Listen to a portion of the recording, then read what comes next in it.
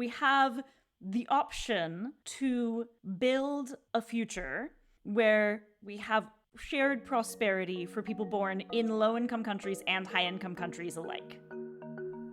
Hi there, and welcome to Voices from the Institute for Human Rights and Business, also known as IHRB. I am Deborah Sago, and in this podcast, you will hear from people working to make respect for human rights part of everyday business. You just heard from Rebekah Smith, who's the Executive Director at Labour Mobility Partnerships, or LAP. LAP believes in the power of movement to address some of the biggest issues we all face in the global economy. Coming up, you'll hear about the benefits that migrant workers can bring to origin and receiving countries and to industries in the private sector. But first, let's hear from my colleague Carmen Pedraza from IHRB's Migrant Workers Program. Carmen, this subject is often politicized, and it's been amazing to hear just how beneficial migrant workers are to both sending and receiving countries. How did you feel when you first started looking into this issue?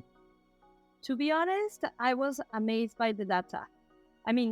I, as part of IHRB that works with migrant workers, am aware of the need for their protection, but these figures are astounding when highlighting the urgency for everyone around the globe to understand the need for migrant workers. I like that. I like what you said about highlighting the urgency. It is an urgent subject matter that's also topical. So LAMP uses a different term when it comes to referring to migrant workers, which we'll hear more about from Rebekah. But in the meantime, Carmen, can you tell me what LAMP does? They basically state the economic case of the world. So they highlight how the global north needs migrant workers and how the global south can offer those migrant workers. And within this, let's say, narrative that they use to describe migrant workers as, a labor force that needs labor mobility to provide stability for everyone around the globe, they advocate for the creation of a responsible recruitment industry that will guarantee the protection of migrant workers and this stability for both the receiving and the sending country. Sure. And, what you just said gets me to think about this whole idea of responsible recruitment, why it matters, which is a conversation that Rebekah is going to be participating at as a keynote speaker during the Global Forum for Responsible Recruitment. Can you tell me about that? I'm particularly excited about seeing her there. She's going to be, as you mentioned, the keynote speaker, and she's going to talk more in depth about this economic case that, as I mentioned, LAMP exposes. She's going to explain exactly what is the need for the global north for migrant workers, like why is there a labor scarcity there, and then why and how does the global south can offer that, and also making sure that everyone needs to protect for the labor force and the migrant workers through this process. Thank you for that, Carmen. And you will find out more about the Global Forum at the end of this episode. So earlier on, we mentioned that LAMP uses a different term rather than migrant workers, and that term is labour mobility. Let's hear from Rebekah about why she thinks that's important. The reason we refer to it that way is when you talk about immigration, you're actually making several very complex decisions at once. Not just who works in our society, but who gets to live here, who are our future voters. Those questions are highly politicized and involve lots of questions of identity. And that politicization is something we can't currently afford, as we'll talk about later in today's podcast. But the act of a willing worker filling a needed job is one that should be much more simple, and in the coming world, increasingly necessary and critical to the health of our societies. So when we talk about labor mobility, we're trying to really focus in on the most essential relationship, that of the worker and the employer, and leave out some of the much more complex societal questions.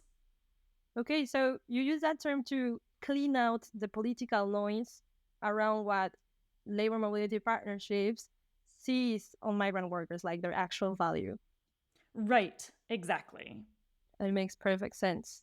why should labor mobility, why should the work of migrant workers be important for sending countries or the origin countries, receiving countries, and businesses? But because it's a broad question, we can start from the first one, which is why are migrant workers important for origin countries, for the ones who send them? So starting at sending countries, origin countries, so low-income countries face a critical problem as we look into the coming century, which is not having enough jobs for the workers. Within 10 years, all population growth in the world will be in low-income countries. The number of workers is growing far faster than the number of jobs in these countries where underemployment and poverty are already defining features of life. So within Africa, already today, between 10 million and 12 million youth enter the labor force every year, and only 3 million jobs are created. So you're talking about 9 million African youth entering the job market every year that don't have hope of stable, productive employment. And it's only going to get worse from here as that population growth accelerates. So we need a pathway to stable and prosperous employment for those workers. And then when you look at the opportunity, when you consider not just domestic labor markets, but international labor markets as an opportunity for those workers to enter good jobs, then you also create the opportunity for them to increase their income by, on average, 10 to 15 times. And that salary increase from, the same worker doing exactly the same job abroad makes migration one of the most powerful anti-poverty tools in the world today. When you chart that increase in income to that worker against the benefit of foreign aid or what they could hope to receive from current development assistance, you can't even see the foreign aid on the charts. That's how powerful migration is. You can think about this in the context of your own life, right? What would you do to increase your income by 10 times, right? And for many of these workers, the answer is doing the exact same job they're doing today in a different country. And then that benefit doesn't just accrue to that worker, but to their families as well. So for sending countries, that comes home in the form of remittances. Remittances are the money that is transferred home by migrants to their families back in the origin country. And remittances have been referred to by many scholars as the world's largest anti-poverty program. They've been responsible for not just lifting families out of poverty, but actually you can see the impact of remittances on entire countries. So in Nepal, for example, Nepal was able to reduce its poverty headcount from 45% to 15% over a 20-year period, despite the fact that in that same 20-year period, Nepal itself experienced very low economic growth rates. So it was due in very large part directly because of the remittances coming home from migrant workers. That is important as well because that money flows directly into poor families. So it's in fact also far more direct of poverty alleviation and cash transfer than many other forms of aid or economic growth. It's going directly into the families who then are spending it on health, education, investments for their family. So it's a really direct anti-poverty tool. In fact, the Philippines, which is one of, the most established origin countries in the world, hosts an annual welcome home ceremony at Christmas for workers returning home, greeting them as heroes for all of the money that they've sent back home throughout the year. So for the sending countries, it's a critical jobs program and it's a critical anti-poverty program. It's not a surprise that they are celebrated. In Nepal, it decreased then by 30% the poverty levels. It's stunning. I have to say that I read something also that you wrote like in these comparisons which blew my mind because I myself am a Mexican and I didn't know and I couldn't believe that remittances were actually giving Mexico more income than oil because we are an oil country. And not only like top 50 oil country, we're amongst easily the top 15, top 12 country to produce, to have oil. And we earn more from remittances of migrant workers. That number blew my mind, I have to say. Exactly. Well, you're pointing to something really important and quite special, really, which is that when we think about the resources of these countries, we think about oil, we think about what can they produce, we might think about coffee, right? But we don't think about their people. But in the coming century, people are increasingly important. So I think that thinking about it that way, thinking about your people as a really valuable asset, can change how we think about the growth strategies countries have. So why are migrant workers, why is labor mobility important for a receiving country?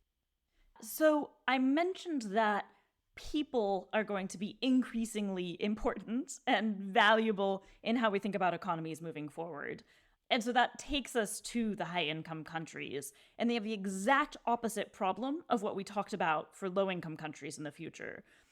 Low income countries don't have enough jobs for their workers, and high income countries don't have enough workers for their jobs. Business Insider just had an article come out last week talking about how America is entering a new era of forever labor shortages. But that's not just America, that's all high income countries. So OECD countries are rapidly aging. We need, on average, an additional 15 million more workers a year beyond what we can project from current birth rates, just to keep our societies and our economies functioning. We're already seeing the early tremors of this, right? The dangerously understaffed hospitals leading to the nurses in New York going on strike because there weren't enough nurses to staff the hospitals appropriately. Think of the long lines at the airports. You can think about elderly people going without care, not being able to get care for children and elderly family members. Think about the inflation all over our economy, much of which is driven by labor shortages within supply chains. We're starting to feel these early tremors, but I think what a lot of us haven't internalized is that this is our future, that without action, nothing about that is going to change. Unfilled jobs are already costing the global economy $3 to $7 billion every day. And without action, as the aging of our society sets in, this is going to get far, far worse. And this has far-reaching repercussions beyond just jobs. So if you think about that ratio of working age people to elderly people, that's not just about the jobs that are filled, that's about the structure of our social safety nets, our pension systems, etc. So this is fundamental to how comfortable all of our lives are going to be, to whether or not I and my kids, you and your kids, have pensions, is whether or not we have enough workers in the society to actually pay into the systems that are able to create a comfortable future for the elderly people in our society. So it's really fundamental to how all of our social systems are structured is how many workers you actually have in the economy. And right now, we're facing a very bleak future with far too few. And such is the example of most developed economies. Yeah, that's right. The easiest way to think about it is we've all been watching the experience of Japan, right? That famously has an aging society with far too few workers. And even Japan, though it's been historically closed to immigrants, is beginning to open its immigration policy because of precisely this problem. But the easiest way to conceptualize it is we are all Japan. They're just a decade or two ahead of us, but we're all in the exact same situation. So we're taking a moment here to acknowledge how fascinating all of these statistics are, Carmen, because they are so at odds with what we often hear about migrant workers in the mainstream media. What really struck you from these figures? There are plenty, but to be honest, I was pretty surprised about listening how in OECD countries will need or currently need 15 million more workers just to keep their economies working. It also surprised me to listen how the cost of this, how much is it costing for the global economy? The fact that we have these unfilled jobs, which is up to $3 to $7 billion a day, that's absolutely stunning. I mean, also to listen that for migrant workers to work abroad, this represents an increase on average from 10 to 15% of their income. It just states the case of how it's a win-win situation for everyone. Indeed, these numbers are really interesting and important to know because they help shift the narrative or perceptions around migrant workers. Coming up, you're going to hear about the impact that labor shortages are having on different sectors and the best way to address these issues given the major challenges that exist in current migration systems and where, as a migration community, we can help. And now to our third stakeholder in this formula, in which there are developed economies that will need migrant workers and developing economies that have them. Where do we place businesses? Why is it important for businesses to understand this and the role of migrant workers? Yeah.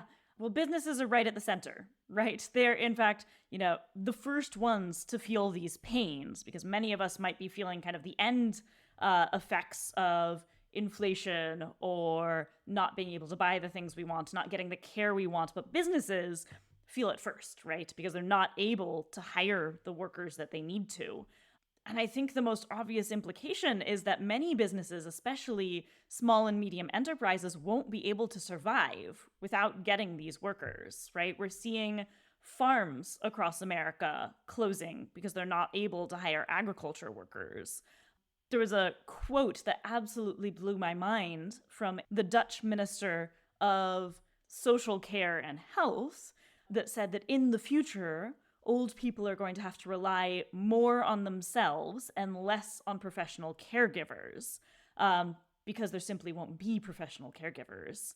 And we're seeing that already in the US today. Many aged care centers are closing because they can't hire workers. So we're facing a future where many of the businesses that we rely on won't be able to operate because they can't get enough workers.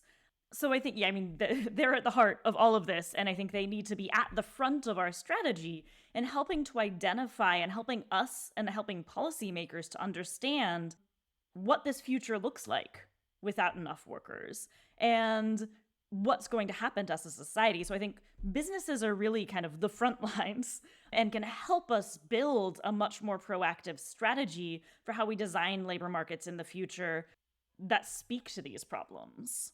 And I think businesses have a really exciting and positive role here as well, because when we talked about the transformative effect that migration opportunities can have on people born in low-income countries and really on the growth strategy of low-income countries as a whole, businesses actually in some sense hold that opportunity, right? Because they're the ones who create the jobs. They're the ones who create the opportunity.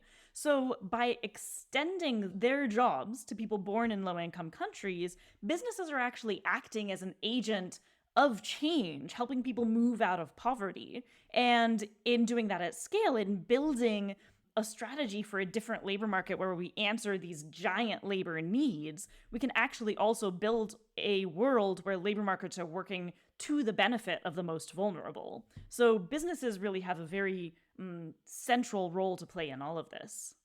Can you mention maybe a couple of industries that will be directly or the most impacted if there's labor shortage, and also if they cannot offer the labor in the country where they stated? Like, how transversal is this? Oh gosh, it's it's across most sectors, right? In some way or another. Care is the one that we mention a lot because it's very personal. You can really feel the impact. We've seen it during the pandemic, especially for women. It's really directly impacted women's labor force participation because if you can't get care for your elderly parents or for your children, then often the sacrifice that is made is that professional women don't get to work. And at the same time, care is the canary in the coal mine, right? Because it's hit from both ends. It's got more customers as societies age faster and fewer workers. So it's hit on both sides. So it's really at the very front of all of this. But there's so many other sectors that are affected. There's agriculture, there's transportation. We all saw the lorry shortages, and now across the US as well. There's shortages of truck drivers that are part of what's driving all of the shortages along supply chains. There's construction, there's hospitality and tourism, there's manufacturing. In fact, the current CHIPS Act in the US, where the Biden administration is attempting to bring back computer chip manufacturing to the United States. the success of that attempt is being threatened by the fact that there aren't enough workers, not just skilled workers to actually make the chips and do the engineering, etc., but to build the factories. There's not enough construction workers. So it's, at all levels of the supply chain, the shortage of workers is threatening not only the basic functioning of our society, but also some of these policy priority areas as well. And now that you touch on policies, actually, so the global issue will be this labor shortage. And policymakers will have to do something about it to keep a balance of their economic. What other alternatives will there be out there that maybe other policymakers might be considering beyond labor mobility, or maybe because they're making the mistake of not considering migrant workers? Yeah. Like, what are the other options? There aren't really other good options, to be honest. So if you think about what we're trying to preserve is that ratio of workers to elderly people, right? And that's what's already at an all-time historic high, but going to get much higher from here. And that same ratio, though it sounds quite dry, is what underpins our whole societal structure in terms of our pensions, our benefits, our taxes, everything. So if you think about the two elements there, working age people to elderly people, you have basically three options, right? The first thing you can do is you can have more babies. And we haven't really seen good policy results on that. Many countries have made attempts to increase fertility rates. We haven't seen great policy results, but certainly to the extent that people aren't having children they want to because they're not getting social support, we should be doing more of that.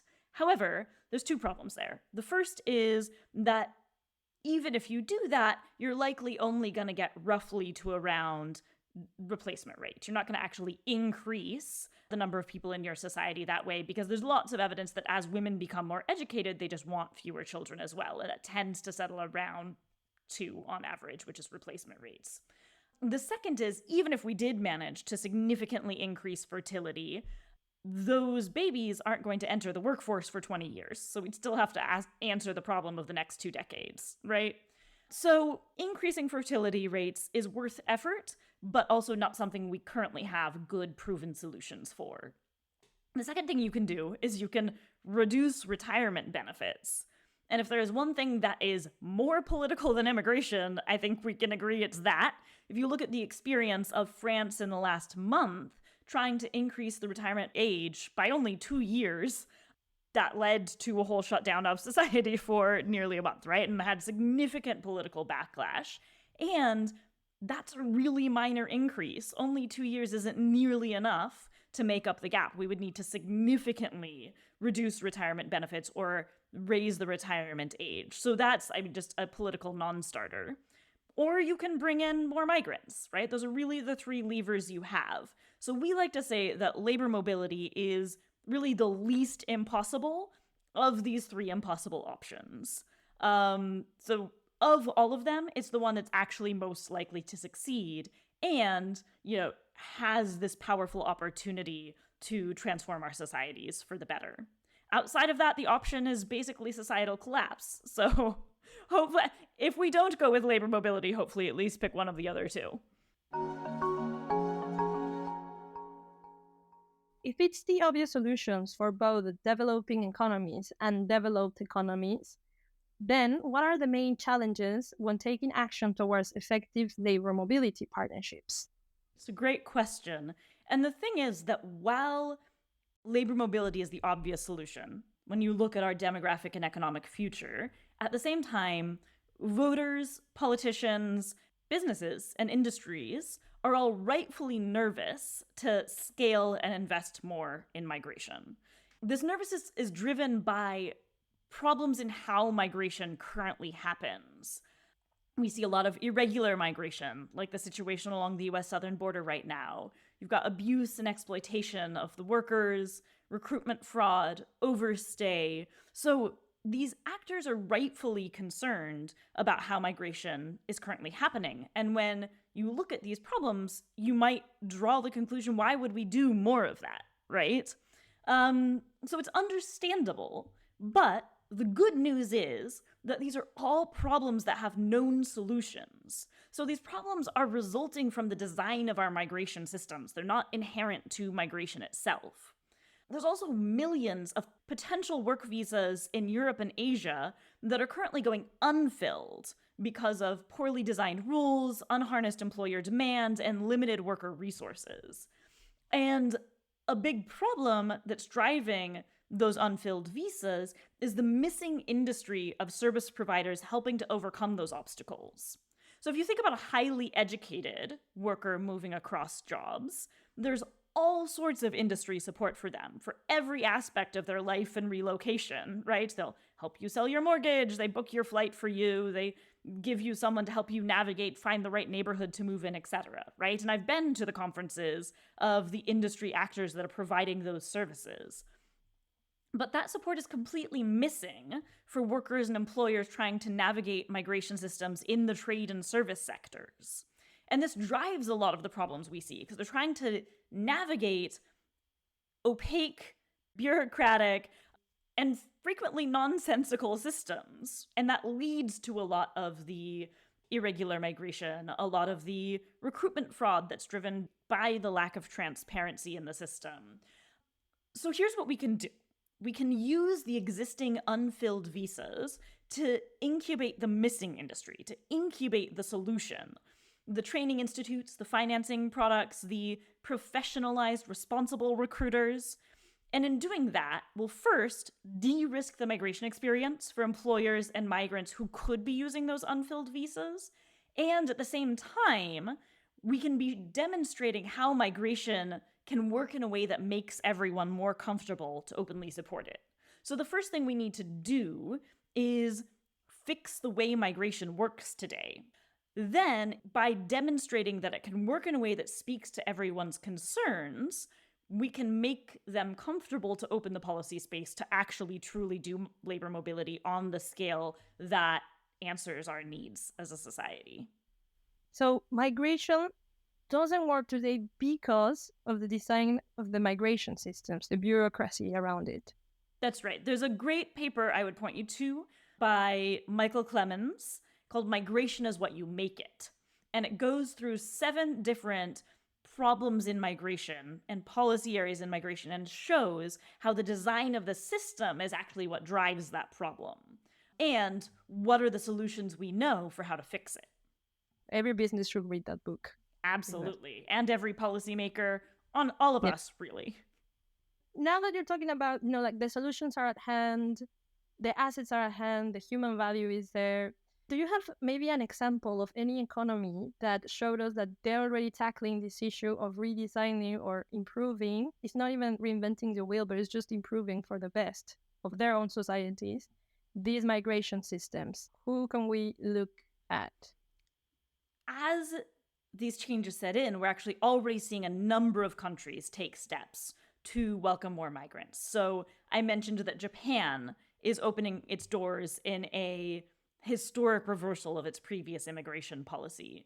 Germany has a goal of recruiting 400,000 workers per year. We see Canada setting historic migration targets. Australia is currently redoing its immigration strategy. So we're seeing a number of countries start to take steps, recognizing that migrant workers are essential to the future of our economies and our societies. Now, I think within each of these examples, we still see obstacles, we still see struggles. And I think that's where the community that is coming together at the Global Forum for Responsible Recruitment, so the corporate leaders and employers, as well as the industry providers like recruiters and training institutes that I mentioned, have a key role in saying, all right, politicians are starting to do their part of opening up some of these policies and strategies to welcome more workers, but they need support from the private sector to make this work, right?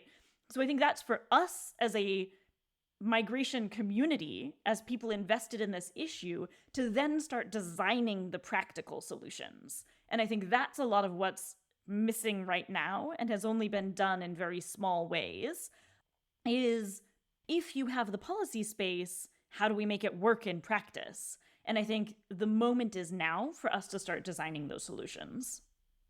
I like what you're saying about the fact that migration is not the issue, but rather the way we are understanding it because of the system that it's trapped in. I think the work that you're doing is admirable because you're pointing towards the obvious and practical solutions. And though I assume that some countries and governments are slowly moving towards them, but I don't want to be a pessimist about it.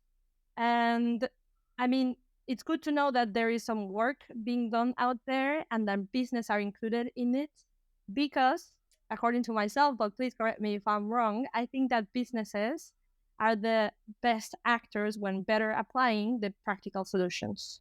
That's right. We have the option to build a future where we have shared prosperity for people born in low-income countries and high-income countries alike, right? We have that opportunity right now to reshape labor markets in the way that they work to the benefit of the most vulnerable in the world.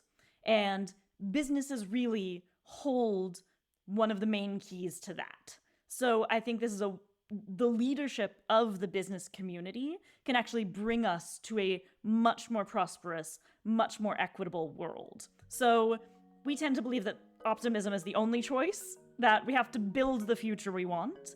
And so I think I look forward to building a partnership that gets us to that world. That's a really inspiring thought there from Rebekah on what she hopes will be the future of labour mobility. Carmen, just to wrap up, what are the 3 takeaways you want everyone to understand and remember from this conversation? I would start with the undeniable and with the quantitative value of the work of migrant workers for everyone. The second one has a lot to do with the very name of Rebekah's organization, Labor Mobility Partnerships, because it is important to change the narrative. Last but not least, I really like a concrete solution that Rebekah is stating, which is the construction of a responsible recruitment industry to achieve the prosperity and stability that the value of migrant workers represent. Thanks for that. From what you've just said, we can infer some strong call to actions as well. So at the beginning of this conversation, we talked about the Global Forum for Responsible Recruitment. Can you tell us a bit more about what will be discussed there? This will be the perfect space for all stakeholders to come together and to discuss the solutions and to tackle the issues that are not allowing or are in the way of building this responsible recruitment industry that Rebekah has been talking about, or how much it's needed for the protection, yes, of migrant workers, but for the benefit of everyone. It will for sure be a unique space to discuss these key issues and to achieve concrete solutions. Thank you, Carmen, for that great conversation. And thank you for listening to this episode of Voices, brought to you from the Institute for Human Rights and Business. And if you would like to find out more about the Global Forum for Responsible Recruitment, then head to gfrr.org. Until next time, be sure to share and follow this podcast. That way you'll never miss an episode. Bye for now.